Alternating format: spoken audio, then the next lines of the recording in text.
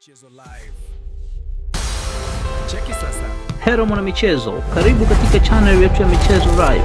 Usisahau kusubscribe, kulike, kucomment na kushare na marafiki ili waweze kupata habari zinazohusu michezo. Ni siku chache tu zimepita tangu winga wa Simba SC Edwin Balua kuhitimisha safari yake ya mkopo katika klabu ya Enosis Neon Paralimniu ya Cyprus, lakini kabla hata vumbi halijatulia, nyota huyo ameibukia Uarabuni kwa kusaini kuitumikia Al Entesar ya Saudi Arabia.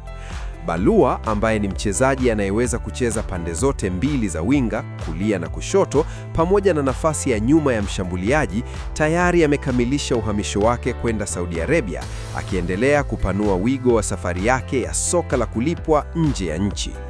Nyota huyo alikuwa akiitumikia Enosis Neon Paralimniu tangu Agosti 20, 2025, akiwa huko kwa mkataba wa mkopo, lakini sasa amesaini rasmi na Al Entesar, klabu yenye makazi yake mjini Rabigh, inayoshiriki ligi daraja la pili Saudi Arabia. Al Entesar iliyoanzishwa mwaka 1978 ni klabu kongwe inayofahamika kwa kushiriki mara kwa mara ligi daraja la pili, ambayo ni ngazi ya tatu katika mfumo wa ligi za soka nchini Saudi Arabia, hatua nyingine muhimu kwa Balua kujionyesha katika soka la ushindani.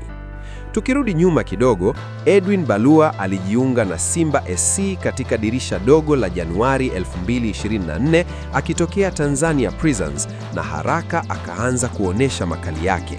Katika msimu wa 2023-2024 alimaliza akiwa na mabao 4 ya ligi kuu, akifunga 2 kwa kila klabu aliyozitumikia.